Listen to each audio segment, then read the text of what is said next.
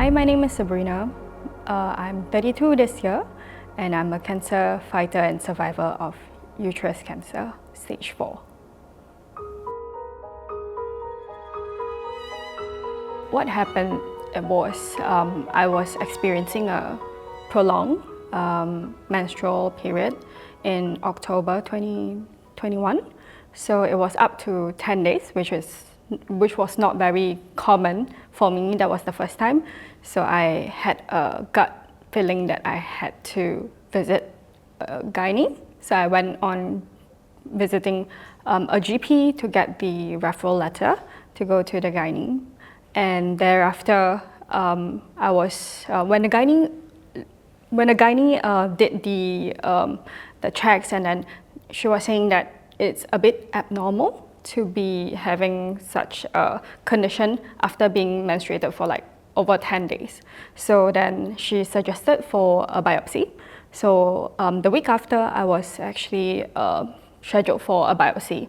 And because when I went to the gynae, I had the thought about, because it was a year into my marriage and I was thinking about family planning as well. So I went on having hopes high to say like, oh, okay, maybe this is the time that I need to do some lifestyle change into potentially looking forward to family planning as well. And then I went. So I did the biopsy. Of course, after the surgery, the procedure itself, the gynae assured me, even though she saw some bits and pieces of, I think, cysts in the ovary that I have. So she was mentioning that, oh no, it's okay, because this was at your age. At the time, I was 29. So at your age, it's not. It's not really something to be worried about, because that was the time that when I went through this, it was not so common for people in the 20s or 30s to have some uterus conditions, right? So then I went through that, and within a few days after being discharged, right? So I was being called back to the clinic, and the gynae was a bit quiet, right? So the situation is whereby my appointment was 11:30, and the clinic was closed at 12, so for lunch. And she moved my session from 11:30 to 12. And I thought that it might be some bits and pieces of hints that I was looking at. And before I went to visit the gynae, the nurse was, when she called me to come by as soon as possible. I mean, she didn't say as soon as possible, but she was saying that, oh, you come by on Monday because we need to let you know the results, etc., right? So then when I went there, they moved a little, and I started to feel a little uncomfortable. And then when I entered the room and she broke the news to me, I thought, I mean, when I received the news, it was very, I was like shocked for sure, because she was very calmly to tell me the news, but I was shocked and I was not crying. So I didn't cry initially when she broke the news. I was just, okay, so now what, right? So what should I be doing? And then she was telling, you need to let your family members know, we need to schedule, the MRI, the CT scan, all those immediately. So that was the afternoon of, I think, Monday. And then I did immediately the next morning, like 7:30 in the morning, for all the MRI scans and whatever not. So I went there, I did a scan. We requested for urgent reports because it was aggressive tumor, meaning that it was they considered it as stage 4A because it was spreaded beyond the uterus. And then that's how I kind of like felt. And when I went through the process of being notified on this, we really did what we can, and I tried to call my husband, my mom, and I didn't cry until my mom cried on the phone because I video called her. So, and then I started woo, all the way. Yeah, so so that's how I felt, and that's how I experienced the first wave of knowing the news. Yeah. So I did a pap smear earlier in the year, in February, but there was no signs or symptoms that could show that this was coming. So we had no preparation at all, and this just hit in October. I did the biopsy, the symptoms. November I did the biopsy, and we straight away scheduled for the surgeries. Yeah.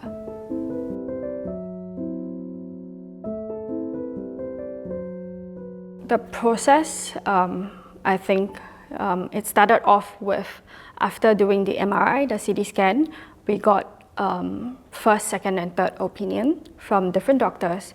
We had contrasting views. We went to a doctor. They said that, based on their the textbook learning, you need to do a surgery first, and then thereafter it's chemo and radiotherapy. But there's also another doctor that said that, you need to do chemo first, and then you need to shrink the cancer cells, and then you do a surgery, which was a little against my will, because when you do this, I mean, based on my layman understanding, when you do the chemotherapy first, your body will be weak because they kill both good and bad cells, right, in the body. So I thought that was something that was not what we wanted to do. So then we started off, we went 3 opinions, and some, we do have family friends or friends that are in this industry. So we went through it, and then we ended up deciding on the surgery first, and then we do the chemo and radio after. So the process was, I did surgery. So surgery meaning that I had 2 surgeons because my cancer spreaded beyond the uterus. So I had a gynecologist, so it's basically a gynae surgeon, and there's a general surgeon who did the part where I have part of my rectum being removed. I had some fatty tissues being removed. I had the lymph nodes from, I think 70% of my lymph nodes got removed as well, because they were afraid that it spread. And because lymph nodes is all part of the bodies, right? So then if it's spreaded, then it's very difficult to manage and control. So I did all this removal in the surgery. So it was because in surgeries they have stage 1 to stage 7, right? So I went through 2 stage 6 surgeries, which is quite complicated and high risk. So I was there for like 7 hours of surgery. Yeah. So then after the surgery, I did chemo. So my chemo, initially they thought it would be about 2 cycles would be enough, but I went through 3 cycles. I went through, I think, 6 cycles in total, so it spanned about 6 to 7 months, roughly. So I started off being shocked, right? And then I was being helpless. The first thing that came into my mind was actually, because both me and my husband, we love kids. And my in-laws, they were looking forward to have kids, for us to have, for them to have grandchildren. And then that was actually the first thought that came into my mind, because I can't bear kids. That's in a nutshell. And because of that, I had quite emotional struggle for me to be managing. How would I be able to face them? Not being able to do my part as a wife or as a daughter-in-law, to be able to have a family as a whole, and that was something that kind of like struck me. But after I called them, and it was, my husband was in a shock. It was his first few days of work in the new job, and then his face was super pale, and then he was, when we called the parents, and then it was very relieved that his parents were saying that as long as I'm well, nothing else matters. So that gave me the assurance that I can be rest assured that I need to take care of myself.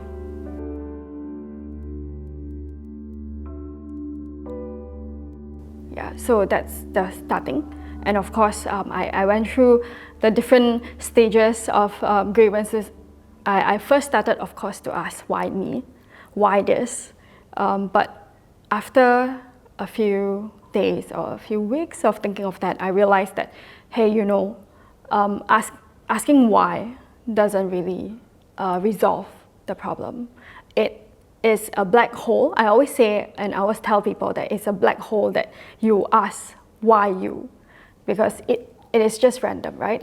It can be because of genetic or whatever that the circumstances that cause this cancer to happen, and it may happen to anybody. So then if we go down to that black hole, we will be very sad and disappointed, and there's no meaning to life that we feel. So from that time, I felt that, hey, I think I need to do something about it myself. I need to be mentally strong, and it's good that I am having a really good and supportive husband.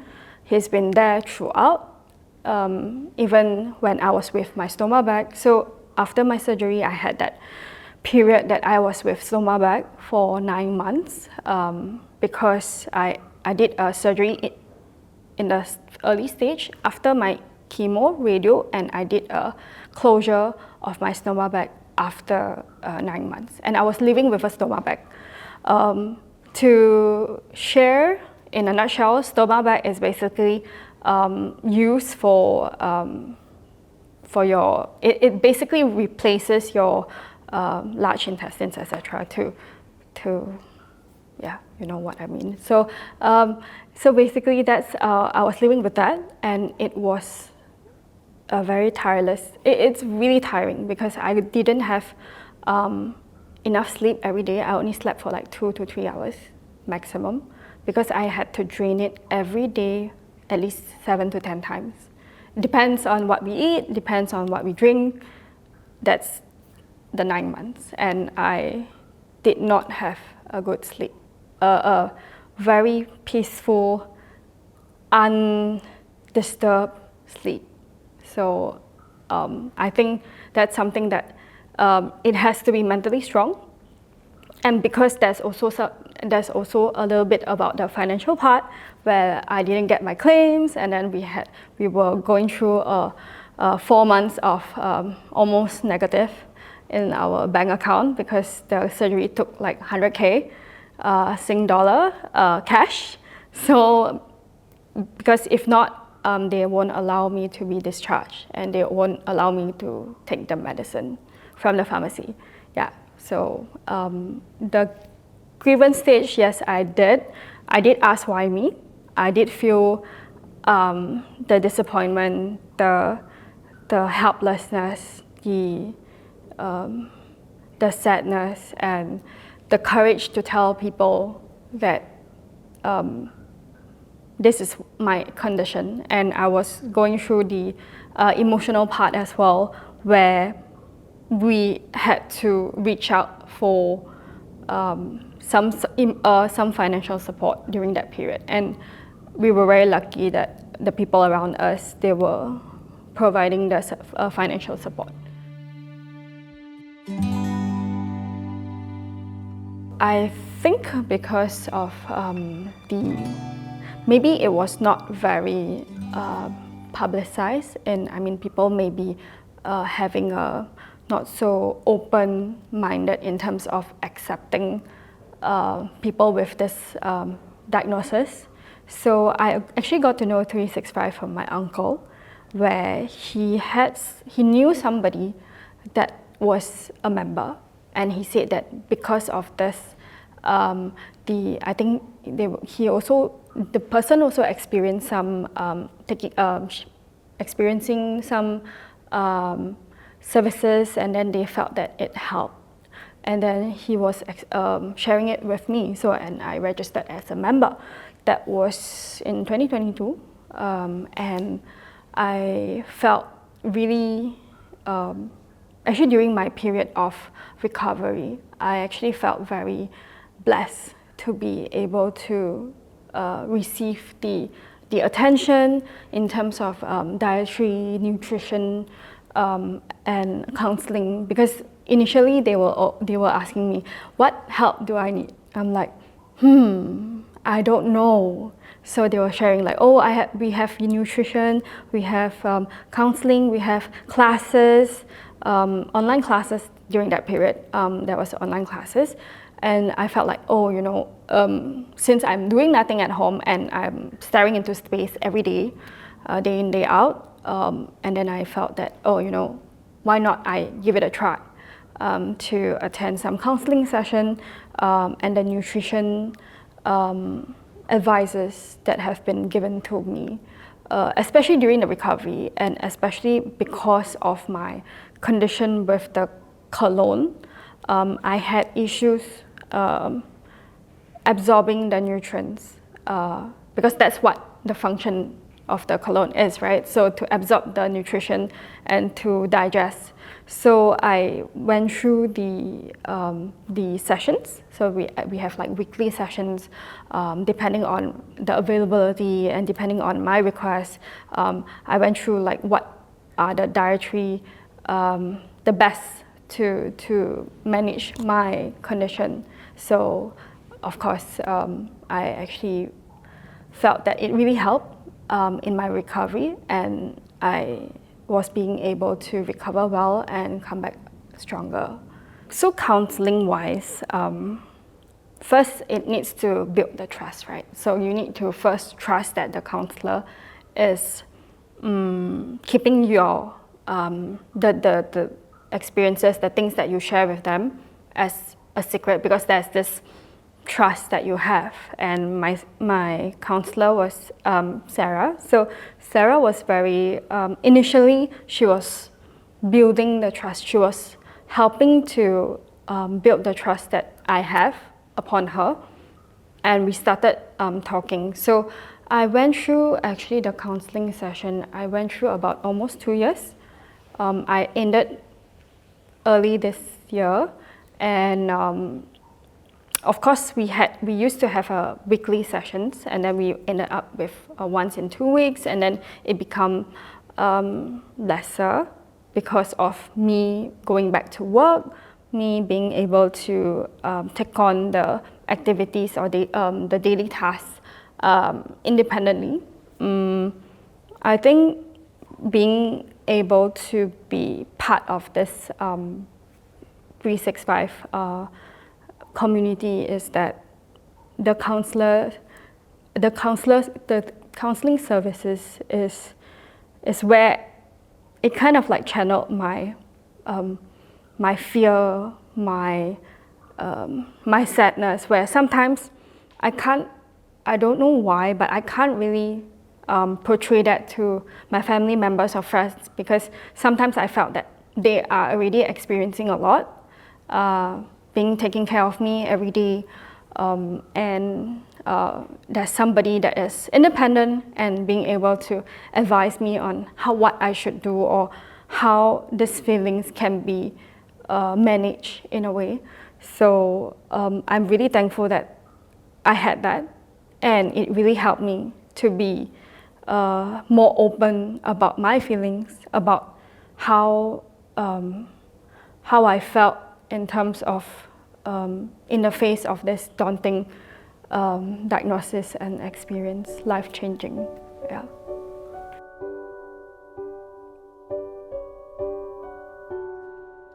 So I had my surgery in December 2021 when I was 29.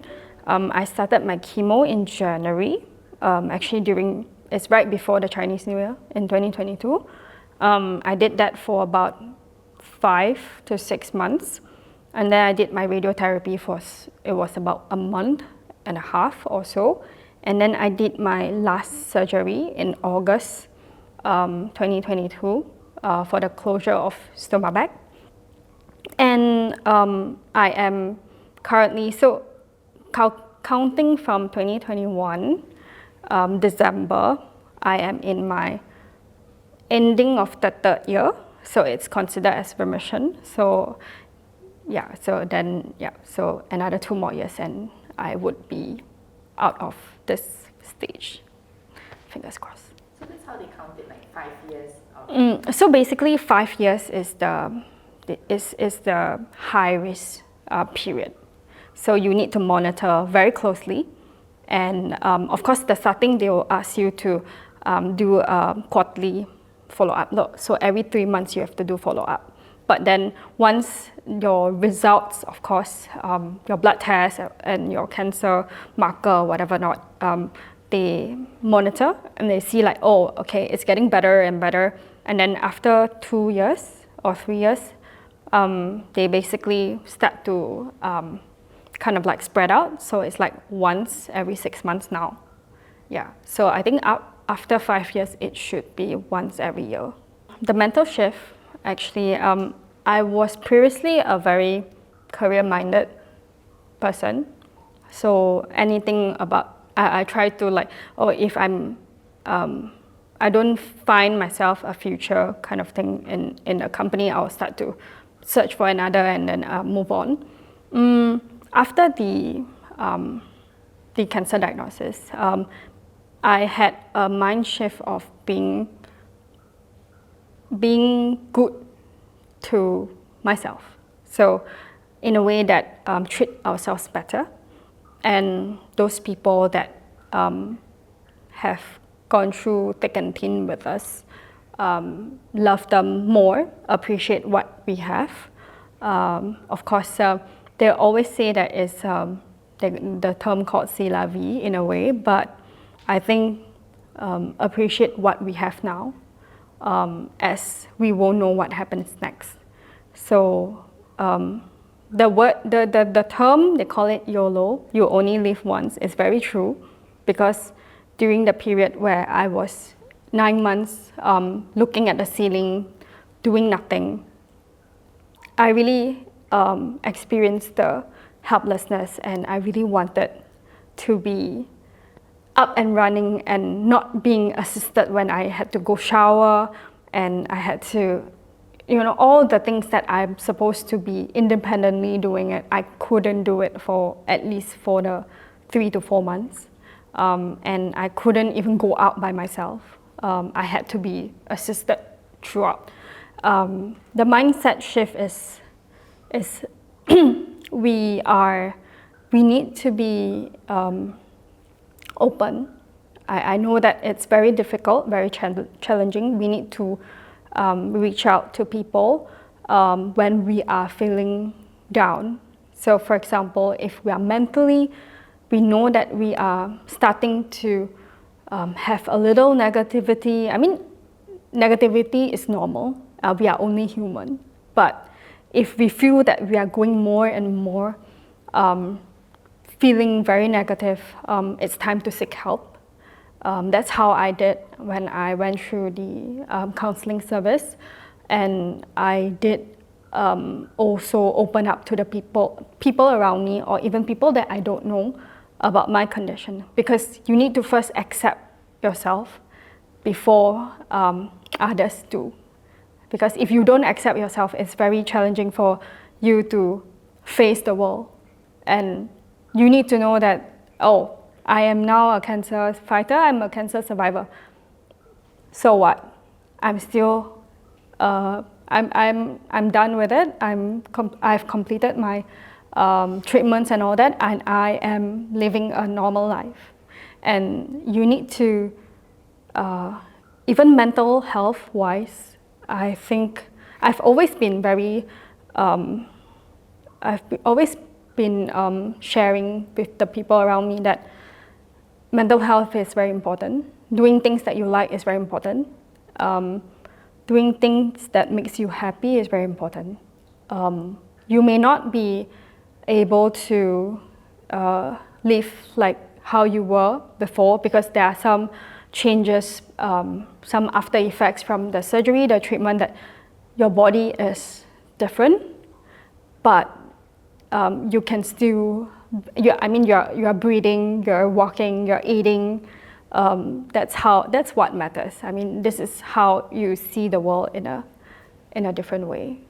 Yeah, but don't forget to reach out for help, and that is important. Being able to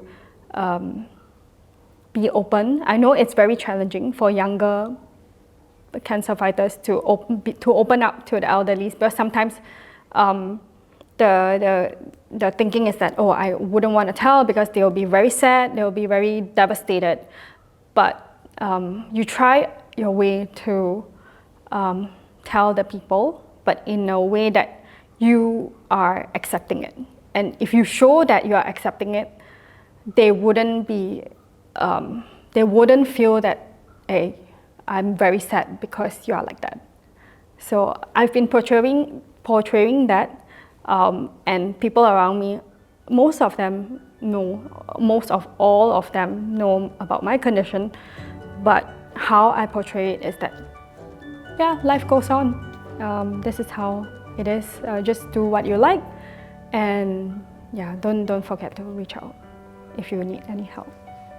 Yeah.